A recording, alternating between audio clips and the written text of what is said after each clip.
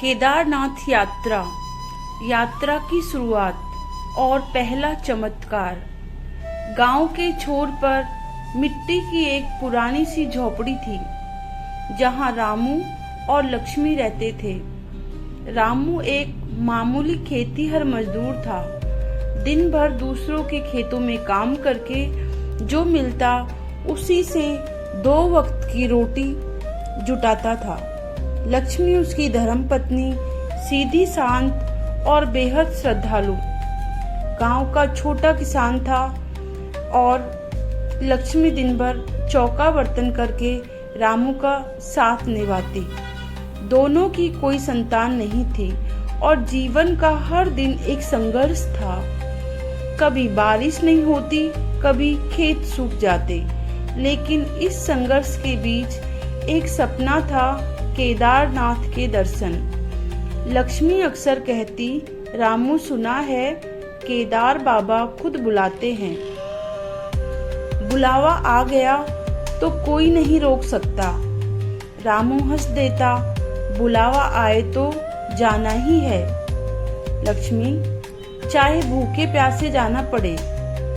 वे हर दिन शिव की पूजा करते, मिट्टी के दिए जलाते और मन ही मन संकल्प लेते, एक दिन बाबा के धाम जरूर जाएंगे।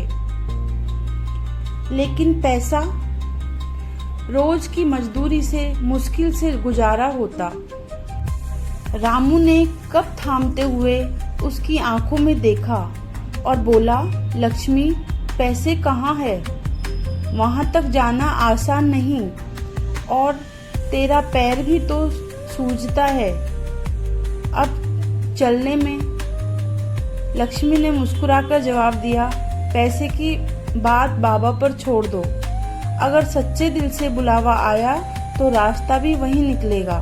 हम सिर्फ नियत सही रखें। रामू चुप हो गया। वह जानता था कि उसकी पत्नी कोई सामान्य स्त्री नहीं, बल्कि शिव में पूर्ण आस्था रखने वाली देवी है। और फिर उसने तय कर लिया, चाहे जैसे भी हो, इस बार चलना है। यात्रा की तैयारी। वे बहुत साधारण तैयारी कर सके। एक पुरानी कंबल, 2 जोड़ी कपड़े, थोड़े चने गुड़ और घर में बचा थोड़ा सा सूखा आटा। गांव की रामकली ने लक्ष्मी को एक पुराना बूट दे दिया और कहा, बहन, ये पहन लेना। रास्ता कांटों से भरा होगा, लेकिन बाबा की कृपा से पार हो जाएगा। वे पैदल चल पड़े। सबसे पहले गांव से नजदीकी बस स्टैंड, फिर वहां से ऋषिकेश तक की सस्ती सरकारी बस की खिड़की से लक्ष्मी बार बार बाहर देखती और जब भी पहाड़ नजर आते उसके होठों पर बाबा का नाम आ जाता। बोलो केदार बाबा की जय। पहला चमत्कार, बाबा की पहली कृपा। ऋषिकेश में उतरते ही परेशानी शुरू हो गई। जेब में मात्र 87 रुपए बचे थे और वहां से सोनप्रयाग तक जाने के लिए कम से कम 150 रुपए चाहिए थे। रामू परेशान हो गया। वह इधर उधर भटकने लगा, शायद कोई लिफ्ट मिल जाए। लक्ष्मी वहीं एक पेड़ के नीचे बैठ गई और बाबा से प्रार्थना करने लगी, हे भोलेनाथ, अगर यही हमारी परीक्षा है तो आप रास्ता दिखाइए, वरना हम आपके द्वार तक पहुंचे बिना लौट जाएंगे। तभी एक सफेद बोलेरो गाड़ी आकर रुकी। गाड़ी से एक साधु निकले, पूरे बदन पर भस्म, रुद्राक्ष की माला और माथे पर त्रिपुंड। उन्होंने मुस्कुराते हुए कहा, बेटा, तुम लोग परेशान लगते हो, कहाँ जाना है?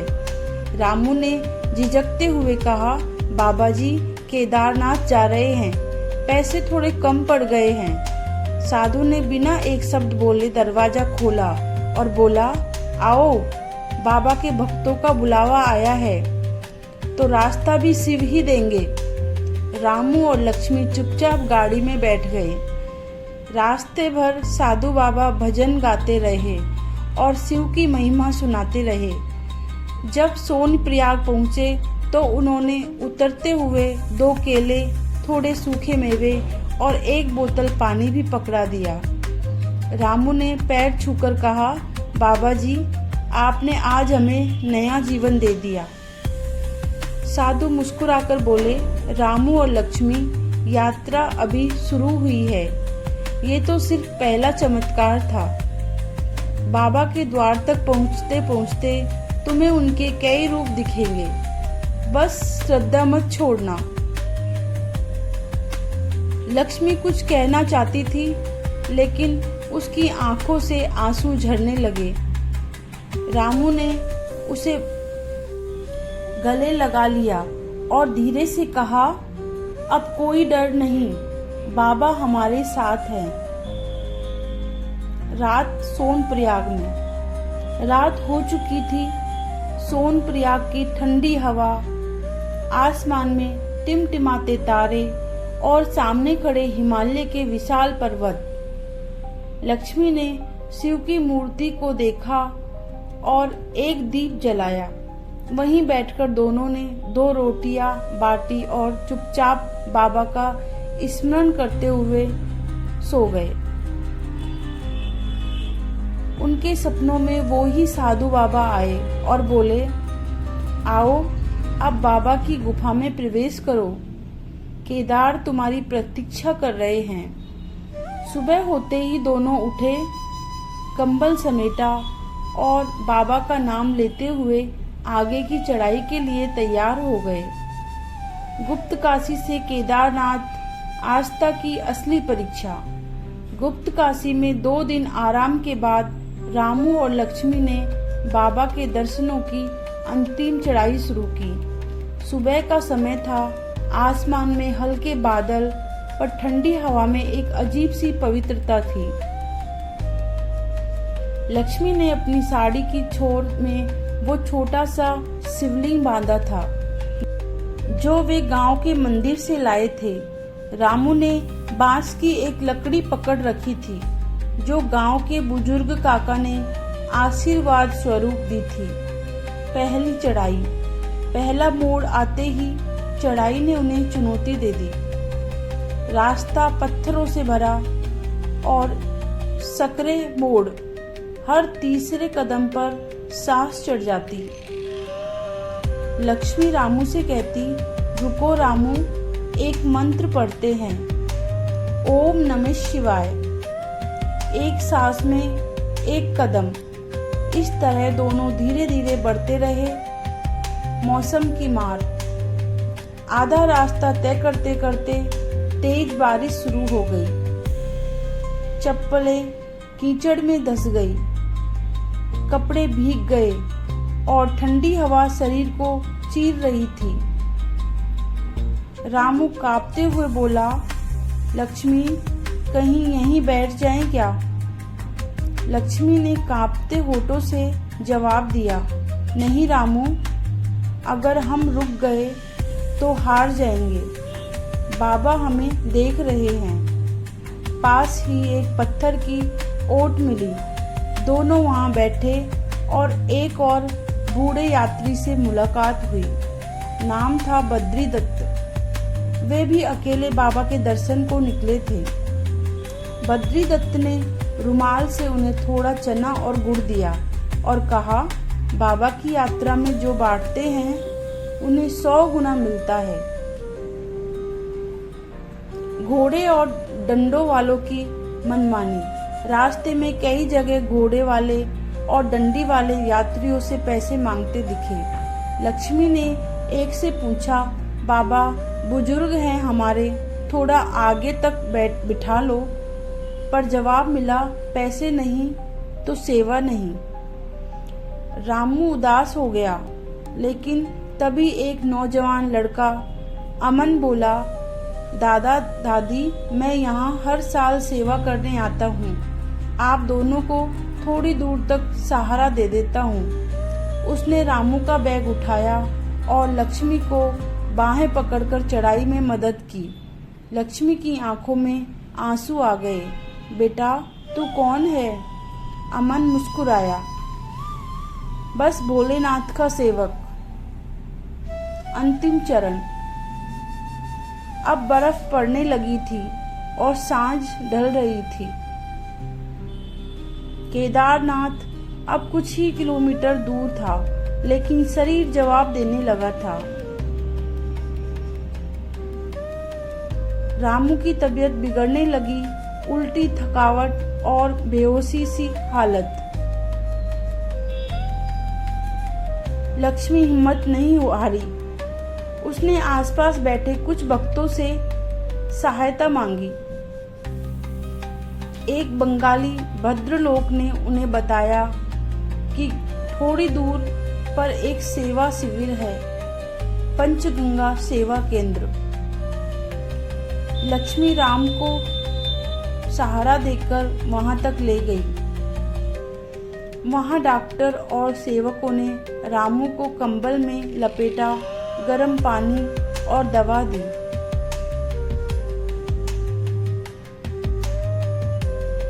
सेवा शिविर की एक महिला बोली, माँ, आप बहुत भाग्यशाली हैं। बाबा खुद बुलाते हैं और खुद सेवा भी कराते हैं।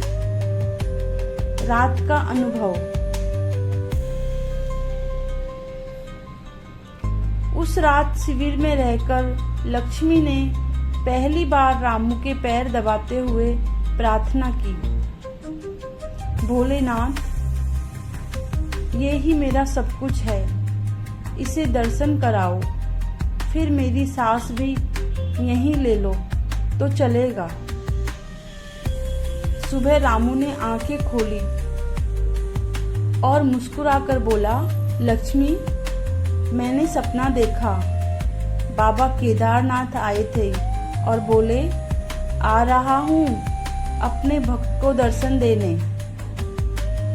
इस प्रकार गुप्त काशी से केदारनाथ की यह यात्रा सिर्फ पैरों की नहीं, आत्मा की यात्रा थी। हर मोड़ पर कठिनाई थी, लेकिन हर मोड़ पर शिव की कृपा और चमत्कार भी थे।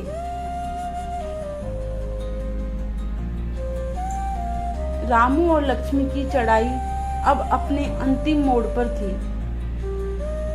हवा ठंडी हो रही थी और बर्फ की हल्की परत पथरीले रास्तों पर बिछ गई थी। हौसलों के साथ, लेकिन शरीर की थकान से टूटे हुए, वे 2 घंटे और चढ़ते रहे। दोनों की आंखों में आंसू थे, लेकिन ये आंसू एक अजीब सी शांति और श्रद्धा से भरे थे। पहाड़ों से शिव का बुलावा। कुछ दूर और चलने के बाद रामू की आंखों के सामने एक अद्भुत दृश्य उभर आया। केदारनाथ धाम की परछाई बर्फ से ढकी हुई उस पवित्र जगह की दिव्यता में ढलते सूरज के रंग। लक्ष्मी ने रामू का हाथ कसकर पकड़ा और चुपचाप बोली, रामू, देखो, बाबा का बुलावा आ गया। अब हमारा रास्ता यहाँ खत्म हुआ। हम पहुँचे। शिव ने हमें अपनी कसम पूरी करने का मौका दिया। रामू की आंखों में जैसे न कोई थकावट थी, न कोई शिकायत। वह बस शिव के दरबार में पहुंचने के लिए खड़ा था। लक्ष्मी, अब सब कुछ शिव के हाथों में है, उसने कहा। मंदिर का दर्शन।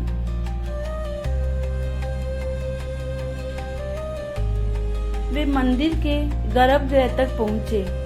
वहां 2 पंक्तियां लग रही थी, लेकिन जैसे ही वे मंदिर के द्वार पर पहुंचे, मंदिर के पुजारी ने उन्हें देखकर कहा, ओ माँ बाप, तुम्हारी किस्मत तुमसे पहले यहाँ पहुंच चुकी थी है। आओ, बाबा केदार के दर्शन लो। इस मुरली के दर्शन ने तुम्हारी जीवन यात्रा को संपूर्ण किया। लक्ष्मी और रामू एक दूसरे को देखकर मुस्कुराए और मंदिर के भीतर प्रवेश किया। एक अजीब सी ऊर्जा थी जो मंदिर में प्रवेश करते ही महसूस हुई। बाबा केदार के दर्शन। वे दोनों अंदर गए, शिवलिंग के सामने खड़े हुए और अपना सिर झुका दिया। रामू ने आंखें बंद की और हाथ जोड़े। हे बाबा, हमने इतनी मुश्किलें झेलकर तुम्हारी धारा तक पहुंचने की कोशिश की। कृपा करो, हम पर अपना आशीर्वाद बरसाओ। लक्ष्मी ने माथा झुका दिया और भगवान के सामने खड़े होकर नजरें ना उठा सकी। उसकी आंखों में से एक तरह की आस्था थी जो शब्दों से बाहर थी। फिर उसने धीमे से कहा, शिव बाबा, अब हम पूरी तरह से तुम्हारे हैं। क्या हम तुम्हारे सच्चे भक्त हैं? रामू ने धीरे से जवाब दिया, हाँ लक्ष्मी, यही हमारी जिंदगी का सबसे बड़ा आशीर्वाद है। बाबा हमें अपना वरदान दे चुके हैं। हम बचे रहने के काबिल हैं। यही हमारी सबसे बड़ी भक्ति है। शिव के चमत्कार। जब वे दर्शन कर रहे थे तभी एक और अद्भुत घटना घटी। मंदिर के पुजारी ने उन्हें कहा, तुम दोनों के लिए बाबा ने विशेष रूप से कोई आशीर्वाद भेजा है। इस दुआ की तरह इसे अपने घर तक ले जाओ। यह तुम्हारी आस्था को मजबूत करेगा। रामू और लक्ष्मी समझ नहीं पाए। पुजारी ने उन्हें एक छोटा सा लकड़ी का ताबीज दिया और कहा, यह ताबीज तुम्हारे परिवार के लिए सुरक्षा का प्रतीक होगा। घर में शांति और सुख मिलेगा। रामू और लक्ष्मी के लिए यह एक चमत्कार जैसा था। उन्होंने ताबीज को अपने पास रखा और फिर मंदिर से बाहर निकल आए। अब घर लौटते ही लक्ष्मी ने कहा, लेकिन शिव की कृपा हर कदम पर हमारे साथ है। हम जिन रास्तों से गुजरे वहां बस आशीर्वाद होगा। बाबा की लीला। जब वे मंदिर के बाहर आए तो एक साधु बाबा ने उन्हें देखा। वह बाबा एक बार फिर मुस्कुराए और बोले, तुम दोनों सच में बाबा के प्रिय भक्त हो। बाबा ने तुम्हें स्वयं अपनी शरण में लिया है। रामू और लक्ष्मी चुपचाप उसे सुनते रहे।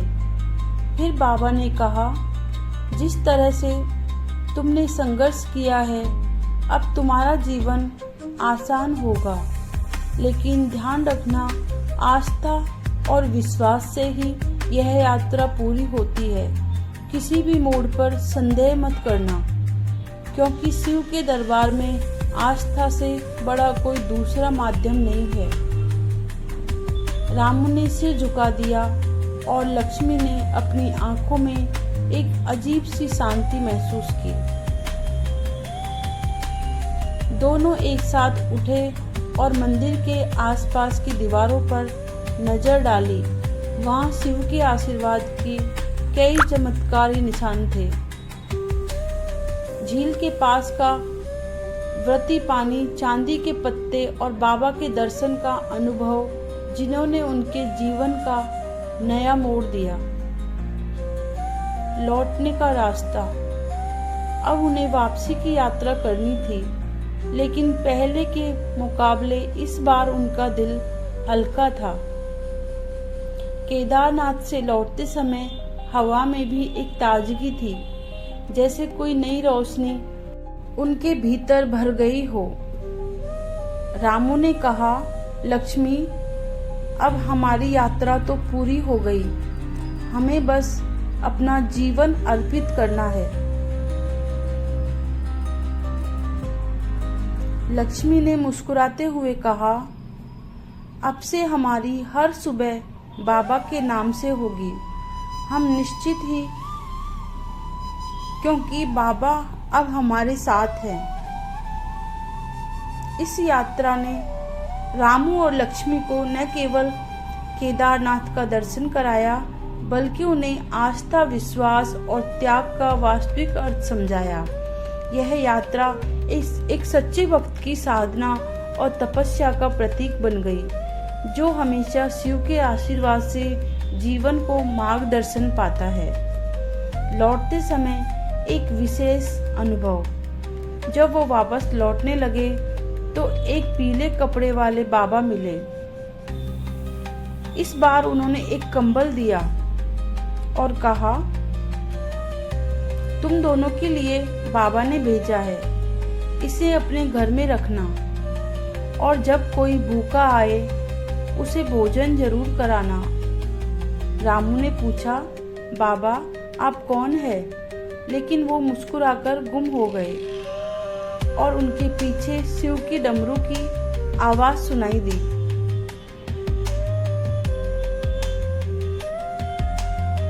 यह यात्रा सिर्फ एक तीर्थ नहीं थी, यह रामू और लक्ष्मी के लिए एक जीवन परिवर्तन था। वे वापस गांव लौटे, लेकिन अब उनका घर एक छोटे मंदिर जैसा बन गया। हर आने जाने वालों को भोजन कराते, शिव की आरती करते और बच्चों को कहानी सुनाते। जब शिव बुलाते हैं तो रास्ते अपने आप बन जाते हैं। ओम नमः शिवाय, हर हर महादेव। हे भोलेनाथ, हमें भी जल्दी आपके धाम बुलाओ। ओम नमः शिवाय।